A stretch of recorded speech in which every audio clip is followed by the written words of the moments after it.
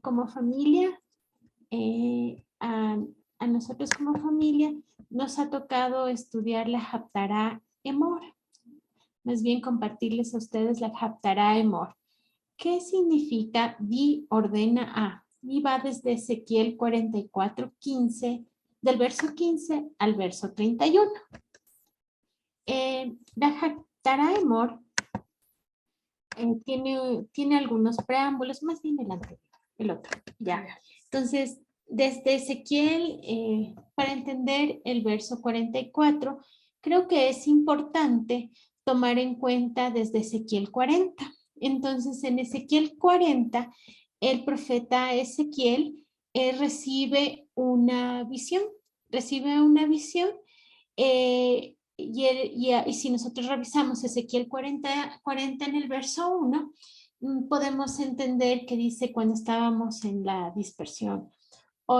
Viene de la palabra galut, que significa cuando estaban en la deportación, que después se tradujo en el griego, se tradujo como la diáspora, ¿no? La dispersión, pero en realidad es como la deportación. El pueblo de Israel tuvo algunas deportaciones y el profeta Ezequiel es dada esta visión, el Señor le dio esta visión cuando en una de esas deportaciones a Babilonia.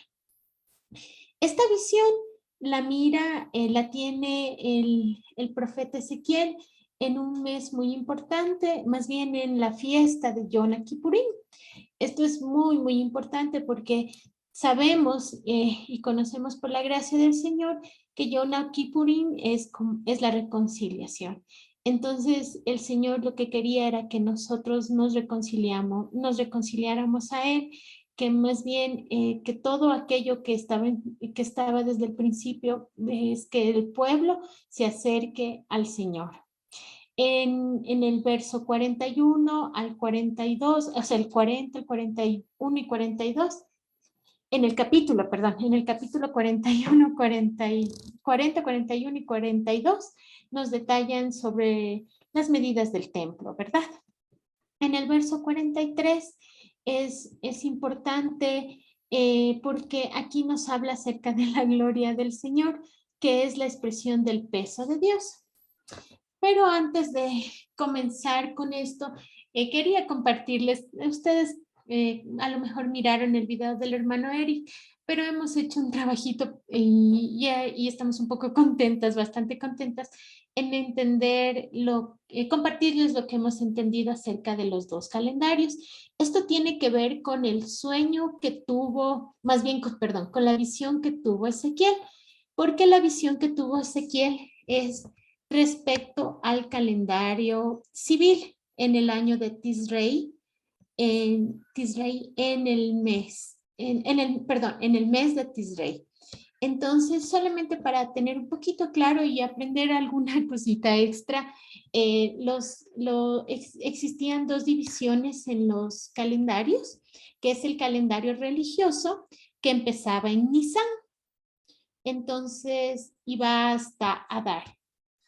Y el año civil, que empezaba en Tisrei y que va hasta Elul. Es decir, a mí me resultó bien fácil, o sea, más bien entendible, ponerles dos líneas del tiempo, ¿no? Entonces, la primera va en forma descendente y la otra también va en cambio al lado contrario.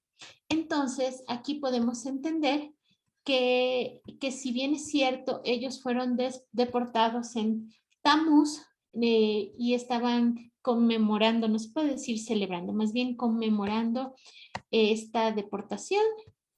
Permítame.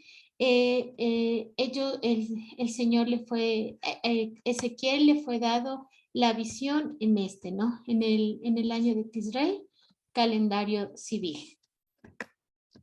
Entonces, ahora otra de las cosas que a nosotros nos pareció importante compartirles, amados, es el peso de gloria que está escrito en Ezequiel 43, ¿no? Y es bastante importante porque aunque ya Josucito en varias oportunidades nos ha compartido acerca de la imagen de la bolita para mí esta temporada y para nuestra familia ha sido muy, muy importante entender y hemos hecho una comparación.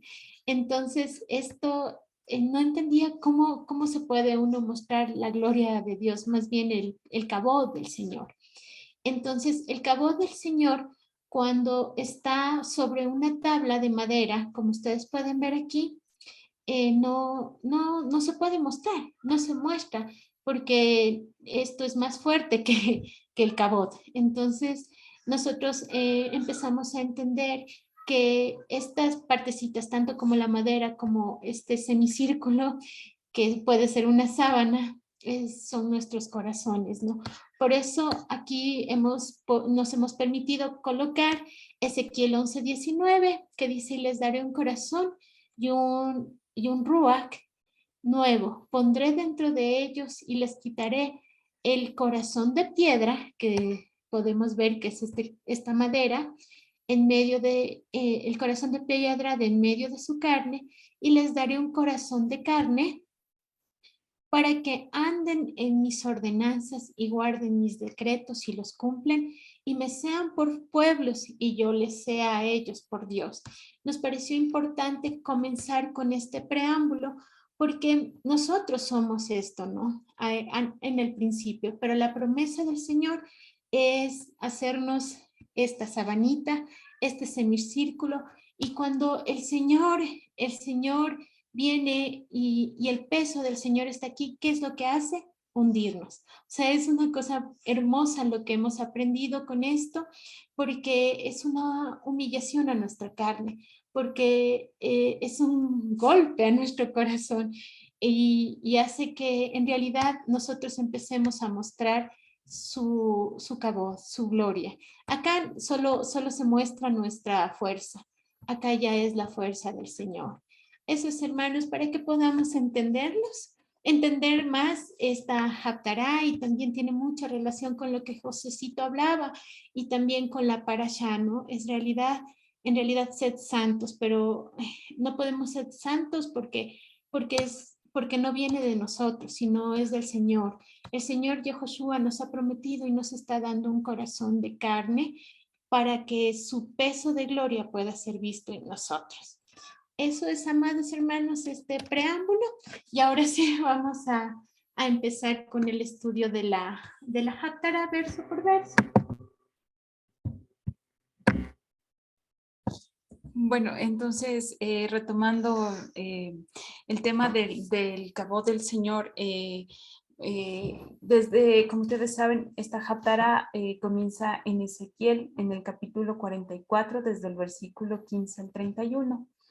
Entonces, comenzamos con el versículo 15 que dice, mas los sacerdotes levitas, hijos de Sadoc, que deberíamos leer Saduc, que guardaron el ordenamiento del santuario cuando los hijos de Israel se apartaron de mí, ellos se acercarán para ministrar ante mí, y delante de mí estarán para ofrecerme la grosura y la sangre, dice el Señor. Entonces decía que aquí el Saduc hace referencia, no sé si se está viendo. Perdón. Voy a volver a compartir.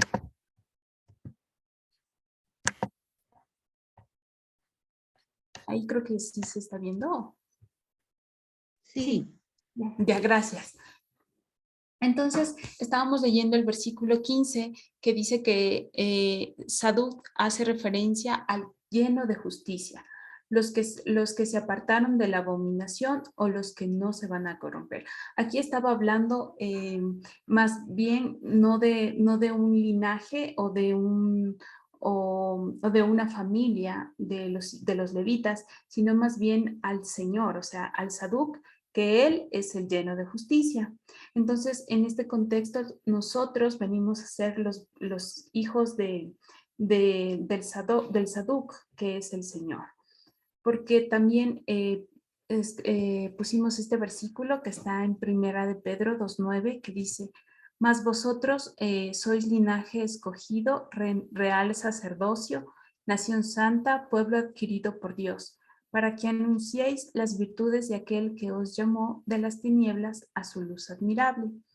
En el versículo 10 también dice, vosotros que en otro tiempo no erais pueblo, pero que ahora sois pueblo de Dios, que en otro tiempo no habíais alcanzado misericordia, pero que ahora habéis alcanzado misericordia.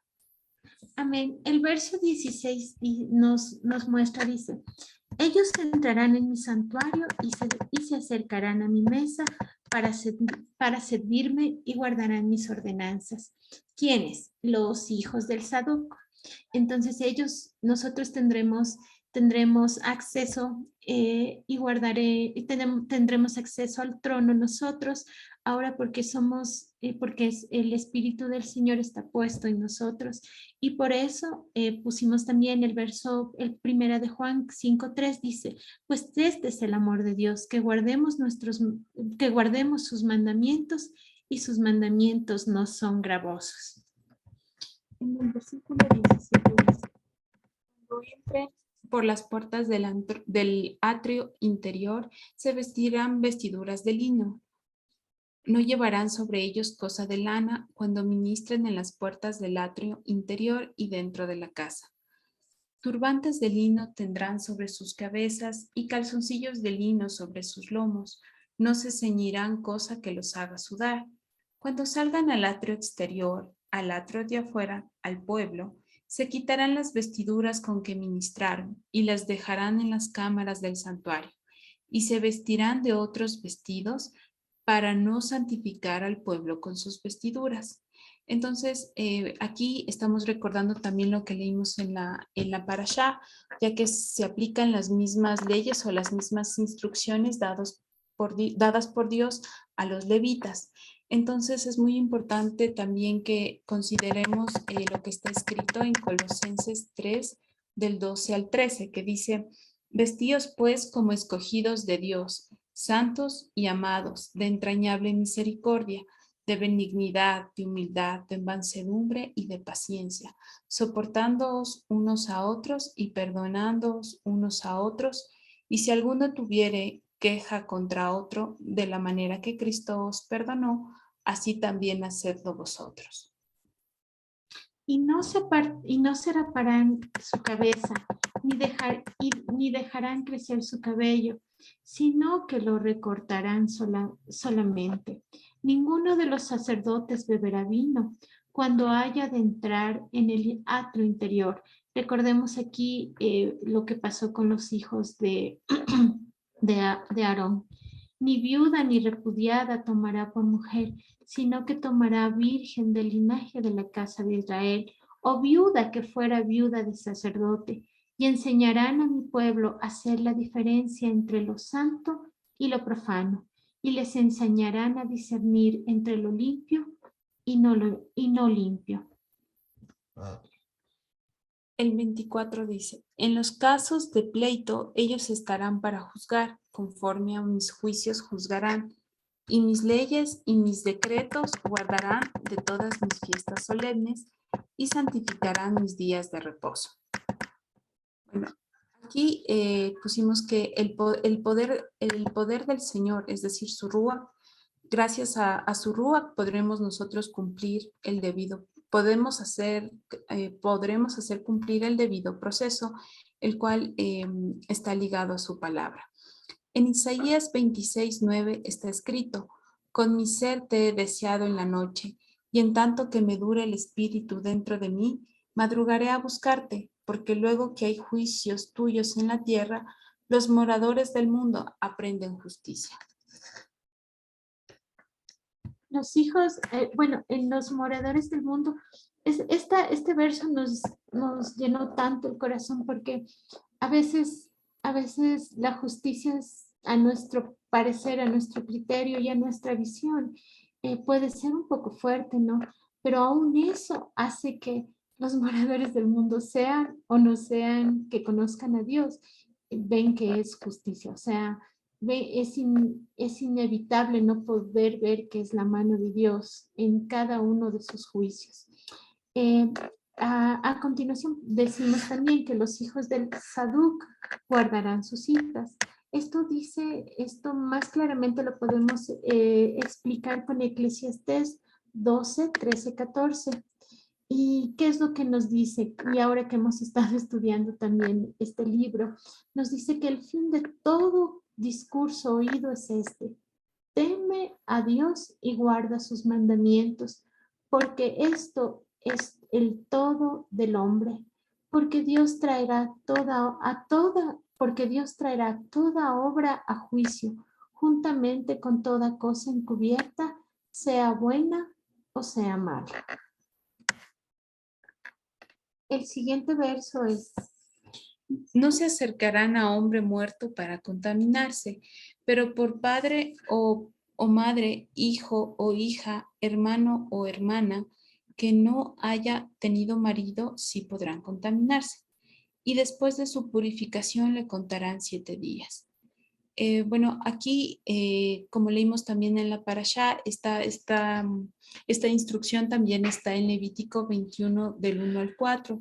Y solo como comentario, decirles que si bien los sacerdotes no podían contaminarse excepto por los familiares cercanos, es decir, por su padre o su madre, su hijo o su hija, el sumo sacerdote, en cambio, él no, ni siquiera por ellos podía contaminarse, ¿no? Entonces, eso también nos caíamos en cuenta. sí, caíamos en cuenta cómo son los requerimientos o sea, cómo el Señor es santo, cómo su presencia es santa. Entonces, eso fue hermoso para nosotros. El verso 27 dice, ¿no? Y el día entre el santuario, perdón, y el día que entré al santuario, al atrio interior para ministrar en el santuario, ofrecerá su expiación, dice el Señor. Y habrá en ellos heredad, y yo seré su heredad, pero no les daréis posesión en Israel. Yo soy su posesión, hablando de los sacerdotes, ¿no? Entonces dice, recordemos cuando el Señor les dice que yo soy su posesión, estaba hablando de la línea sacerdotal. Vamos a recordar lo que dice Deuteronomio 10, 8, 9. En aquel tiempo apartó el Señor a la tribu de Leví para que llevase el arca del pacto del Señor, para que estuviera delante del Señor, para servirle y para bendecir en su nombre hasta hoy, por lo cual Leví no tuvo parte ni heredad con sus hermanos. El Señor es su heredad, como el Señor tu Dios le dijo. También reafirmamos esto en Josué 18:7, que dice lo siguiente. Ya. Pero los levitas ninguna parte tienen entre vosotros, porque el sacerdocio del Señor es la heredad de ellos. Gad también y Rubén y la media tribu de Manasés ya han recibido su heredad al otro lado del Jordán, al oriente, la cual les dio Moisés, siervo del Señor. Entonces, también aquí veíamos que nosotros somos llamados también a ser sacerdotes y que su reino no es de esta tierra. Entonces, está aquí bien claro porque yo soy su heredad. Entonces, el Señor es nuestra herencia. El verso 29 dice, la ofrenda y la expiación y el sacrificio por el pecado comerán, y toda cosa consagrada en Israel será de ellos. Entonces nosotros aquí en el comentario pusimos los versículos en donde el Señor daba también esta ordenanza. En Levítico 6, 25, 26 dice, habla a Aarón y a sus hijos y diles, esta es la ley del sacrificio expiatorio. En el lugar donde se degüella el holocausto, será degollada la ofrenda por el pecado delante del Señor. Es cosa santísima. El sacerdote que la ofreciere por el pecado, la comerá. En lugar santo será comida, en el atrio del tabernáculo de reunión. En Levítico 7:6 también dice, todo varón de entre los sacerdotes la comerá, será comida en lugar santo. Es cosa muy santa. Y las primicias de todos, el verso 30 dice, ¿no? Y las primicias de todos los primeros frutos, de todo y de toda la ofrenda, de todo lo que se presente, de todas vuestras ofrendas, serán de los sacerdotes. Asimismo daréis al sacerdote las primicias de todas vuestras masas, para que repose la bendición en vuestras casas. En Números 18, 11, 13, reafirma aquello que dice, ¿no? Esto también será tuyo, la ofrenda, les habla a los sacerdotes. La ofrenda elevada de sus dones y todas las ofrendas mecidas de los hijos de Israel he dado a ti y a tus hijos, a tus hijas contigo por estatuto perpetuo. Todo limpio en tu casa comerá de ellas. Es lo que habíamos comentado antes. De aceite, de mosto y de trigo, todo lo más escogido, las primicias de ellos que presentarán al Señor, a ti te las he dado. Las primicias de todas las cosas de la tierra de ellos, las cuales traerán al Señor, serán tuyas. Todo limpio en tu casa comerá de ellas. El versículo 31 al final dice, ninguna cosa mortecina ni desgarrada, así de aves como de animales, comerán los sacerdotes. Entonces aquí pusimos el versículo también que el Señor hace referencia, ¿no? Que está en Levítico 22:8 y dice, mortecino ni despedazado por fiera no comerá, contaminándose en ello, yo el Señor. Nos pareció hermosísimo que, si bien es cierto, esta visión fue dada a Ezequiel en la deportación, como veíamos al principio, pero ninguna de las cosas que él estaba diciendo a Ezequiel, ninguna de esas había cambiado. O sea, todas aquellas se deberían cumplir porque es como que el pueblo se ha olvidado de todo lo que el Señor ha dicho, ¿no? Por su condición de deportación, pero ahora les está recordando en su misericordia para que no se olviden. Les vuelve a dar los detalles y basados en su palabra mismo, y su palabra no cambia. Esto es lo que nos pareció hermoso. Adicional, vamos a ver la relación, ¿no? La relación de toda la Haftará. En 2 de Corintios 7:1 el Señor dice, así que, amados, puesto que tenemos tales promesas, limpiémonos de toda contaminación de carne y de espíritu, perfeccionando la santidad en el temor de Dios. Y reafirmando esto que al principio también Josuecito nos hacía entender, que en toda la parashá se repite, ¿no? Sed santos porque yo soy santo. Entonces aquí en primera de Pedro 1:14-16 dice, como hijos obedientes, no os conforméis a los deseos que antes tenías estando en vuestra ignorancia, sino que como aquel que os llamó es santo, sed santos vosotros, sed también vosotros santos en toda vuestra manera de vivir, porque escrito está, sed santo porque yo soy santo. Amados hermanos, ha sido una hermosa Haftará, un poquito cortita, pero espero que el Señor les haya bendecido. Amén. Muchas gracias, Natita y Nico, por compartirnos la segunda semana seguida, y esperamos que la hermana Marlenita se encuentre mejor también.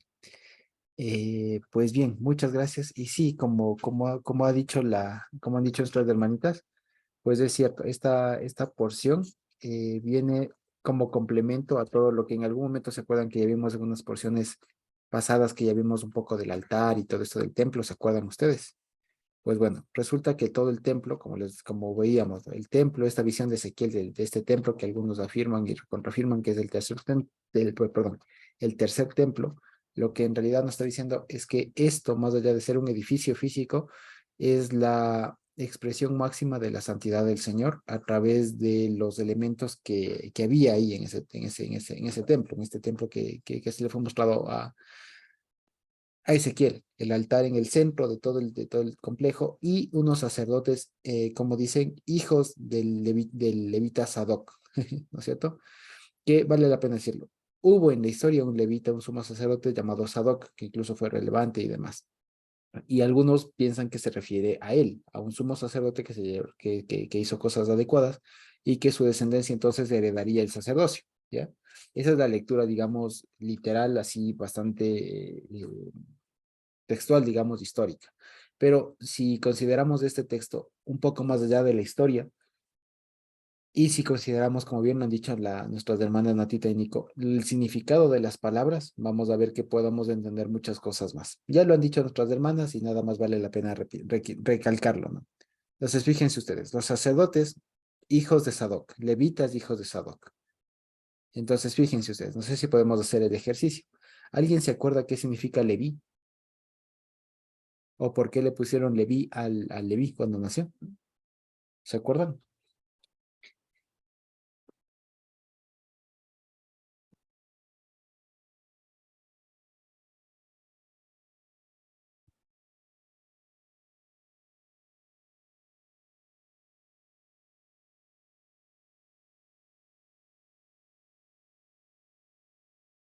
¿Alguien se acuerda?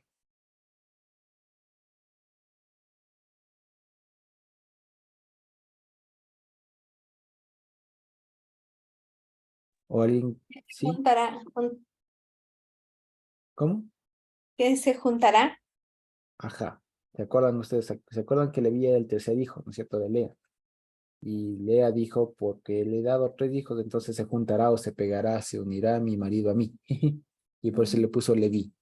Entonces, fíjense, los levitas, digamos así, tienen este carácter como de unirse, ¿ya? Y por eso es bien simpático, bien simbólico que Dios haya escogido la tribu de Leví para ser los sacerdotes, los que unen, los que ligan. ¿Ya? Ahora bien, entonces fíjense. Entonces vamos a ver ahí, los sacerdotes levitas, es decir, los sacerdotes que ligan, por así decirlo, que unen, que se escucha raro decir que eso, ¿no? Que unen, que juntan, que se adhieren, ¿ya? Dice, hijos de Sadoc, ¿ya? Y si lo vemos no hijos como el descendiente, sino como lo que hemos aprendido como portadores, ya vamos viendo otra cosa. Y por último, Sadoc, ya nos dijeron nuestras hermanas que se puede leer también Saduc, que es el justo, ¿no es cierto? Y pregunta, ¿quién es el justo? ¿Quién es el justo? Exacto, el Señor Yehoshua, ¿no es cierto? Para muestra, por ejemplo, podemos leer el versículo 1 de Juan 2, del primera de Juan 2. ¿Alguien puede ayudarme con ese versículo? Más allá de lo que ese versículo significa, y ya sabemos, lo que quiero decir es que ahí aparece que el Señor Yehoshua es el justo, ¿sí? ¿Alguien lo tiene? Primera de Juan 2:1.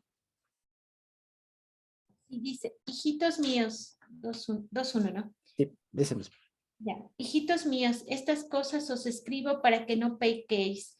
Y si alguno hubiere pecado, abogado tenemos para con el Padre, a Jesucristo el justo. Ahí está. Entonces, fíjense, ahí se le dice al Señor Jesús, Yehoshua HaMashiach, el justo. Y podemos leer también Primera de Hechos 3:14. Primera de Hechos decía de chiste. ¿Alguien tiene Hechos 3:14?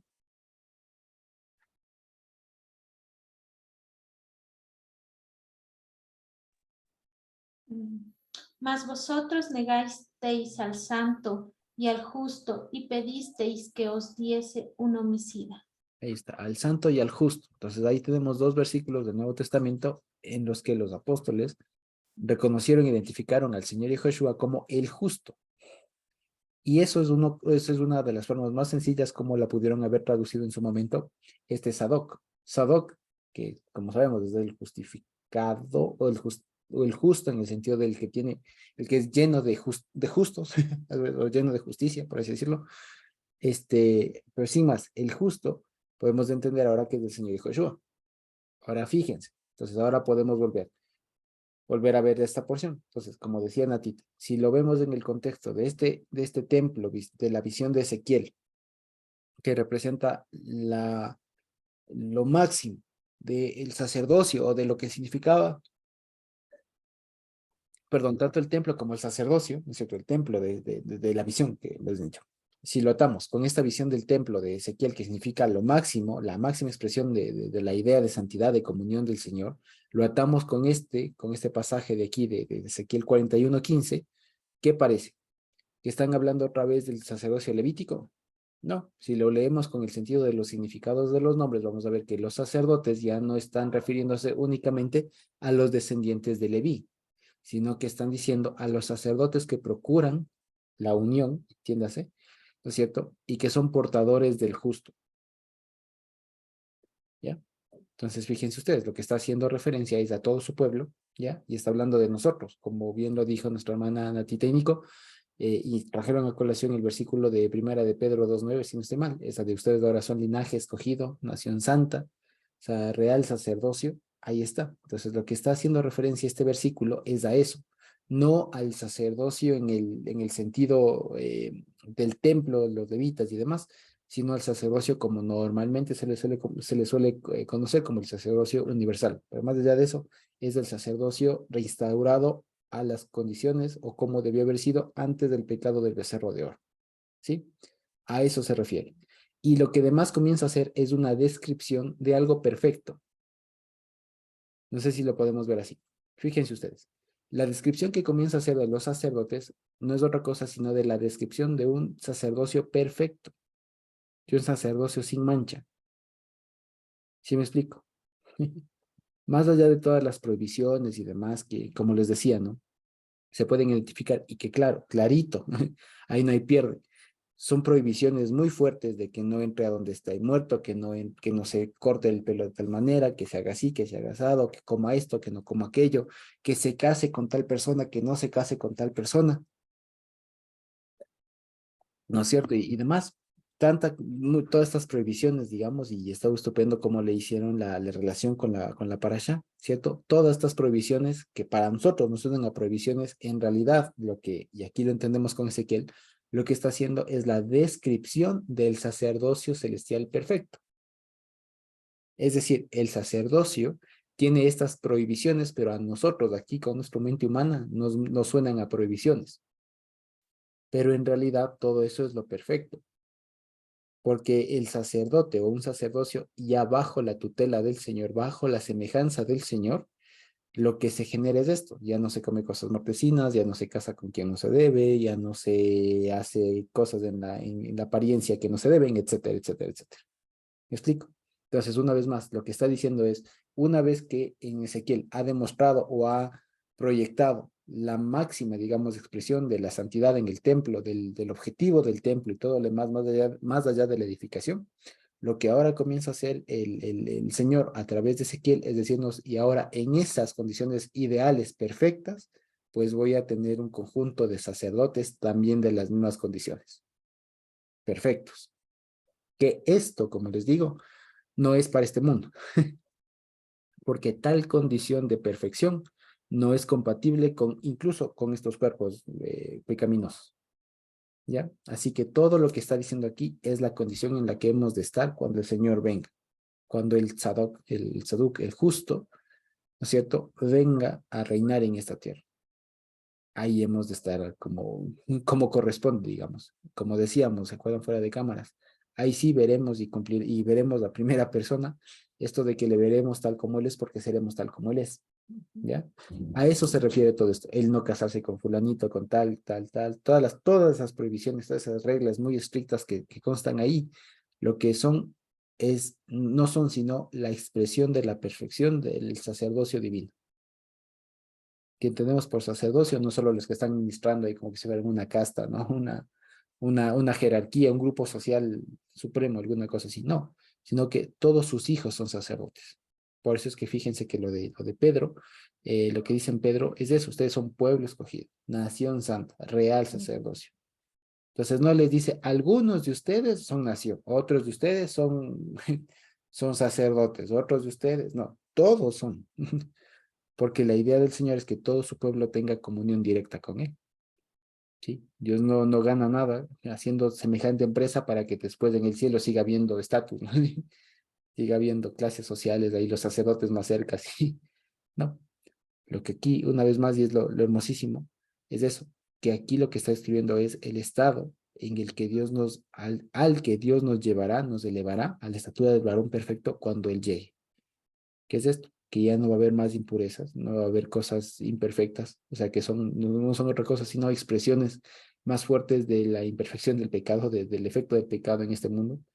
Ya no va a haber más gente haciendo lo que quiera con su vida, digamos, en el sentido de mi caso, tal.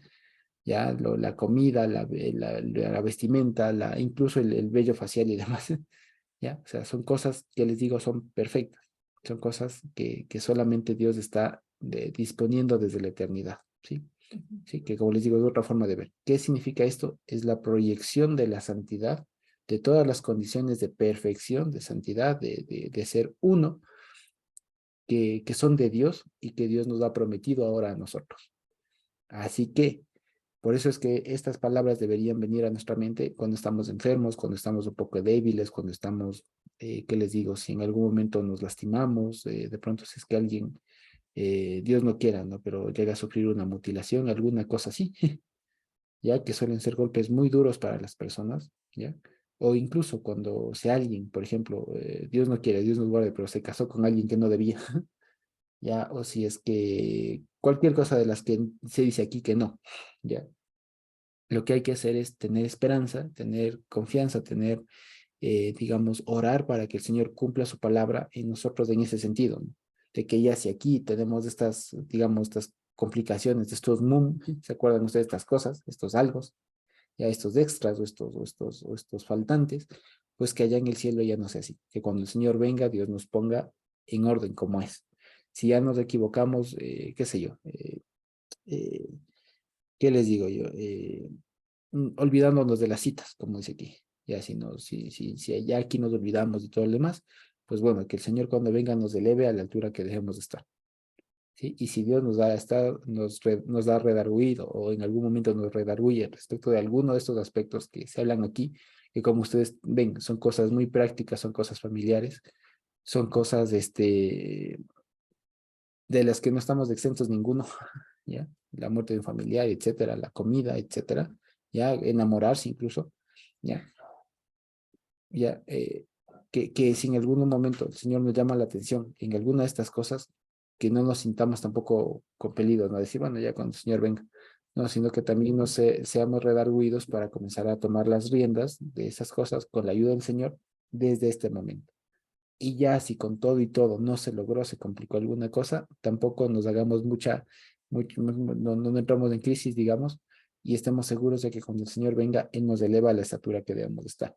Porque vale la pena decirlo. Mientras estemos en estos cuerpos, mientras estemos en este sistema y todo lo demás, con todo y todo siempre va a haber errores. Siempre va a haber errores. Siempre va a haber algo que poder mejorar, dicho de otra manera. Ya, siempre va a haber.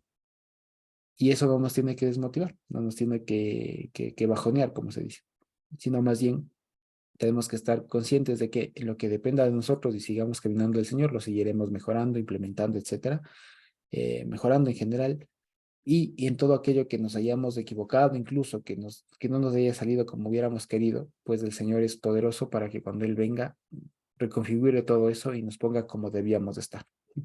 Sí, que esa también es su promesa. Así que cuando tengamos algún malestar, algún error, alguna cosa así, podamos volver a ver esta porción de aquí, de Ezequiel 44:15 en adelante, y de alguna manera lo apersonemos de esta palabra en el sentido de que así hemos de ser cuando Él venga. Perfectos. Ya no vamos a estar equivocando y ya no vamos a estar sufriendo las consecuencias de esas equivocaciones. ¿Sí? Eso básicamente. Entonces, fíjense, como ustedes habían visto y les había comentado la semana pasada, todo este libro de Levítico tiene mucho que ver con esto de los sacerdotes y que siempre me levantó una pregunta, ¿no? Que seguramente también ustedes la tuvieron, y es esto de por qué si ahora ya no somos sacerdotes, en ese sentido toca seguir leyendo, ¿no? Porque si ustedes se fijan, es un montón de temas de que comerán de los sacrificios, y ahora nosotros, ¿qué sacrificios? Ya no se come de los sacrificios, y el tema igual de que el sumo sacerdote se casará aquí, que no sé qué, que no sé cuánto, o sea, todas esas cosas, o incluso de los que tienen de pronto alguna mutilación, alguna cosa por el estilo, es un poco complicado, ¿no es cierto? O sea, ya no se puede aplicar eso literalmente. Pero lo que sí podemos entender y a dónde apunta todo eso es a lo que hemos comentado hoy, que todas esas disposiciones que el Señor ha puesto ahí, que parecen a nuestra vista, a primera lectura, parecen una prohibición de todo lo que el Señor ha, digamos, o limitaciones que el Señor pone a algunas personas, a algunas circunstancias para acercarse a Él, en realidad es todo lo contrario, es una proyección de a dónde nosotros queremos, a dónde nosotros. Es una proyección de a dónde Dios nos quiere llevar a nosotros, quise decir, cuando Él venga. Es decir, de alguna manera todos hemos sido parte de esas personas que hemos estado en contacto con muertos, que hemos tenido algún vínculo con alguien que no se debía, que hemos comido cosas que no se debían. ¿Me explico? Que de pronto nos hemos hecho cosas en la cabeza que no se debían, ¿ya? De alguna manera todos hemos, de alguna manera, como les digo, tal vez nos hemos equivocado en algo de eso y la esperanza, digamos, es que el Señor nos ha perdonado de tal manera que nos ha prometido también y nos asegura que cuando Él venga ya no habrá nada de eso y los cuerpos en los que estemos cuando Él venga pues van a ser perfectos. Perfectos no a nuestra, o sea, perfectos no a nuestra idea de perfectos, o sea, sino compatibles con Él, de acuerdo a su semejanza, ahí sí como nos aseguraba y nos anunciaba desde Génesis. ¿Sí? Eso básicamente. Entonces, fíjense ustedes que esta haftarah ha sido cortita, pero bastante contundente, ¿no es cierto? Entonces, una vez más, no nos sintamos mal si en alguna de estas cosas de pronto nos hemos equivocado. Hay que arreglar las cosas dentro de lo posible y lo más pronto posible, quiero decir. Y si es que con todo y todo quedara algo, rogar al Señor que cuando Él venga nos conceda el ser elevado a la altura que corresponde. Sí, eso básicamente. Entonces, no sé si tenemos alguna pregunta por ahí o algún comentario.